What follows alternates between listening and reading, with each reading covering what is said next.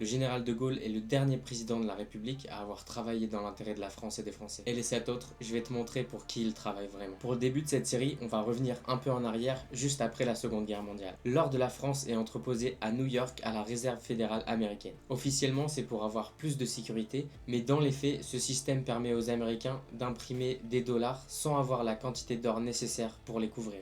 Et le 4 juillet 1965, le général de Gaulle convoque la presse internationale à l'Élysée.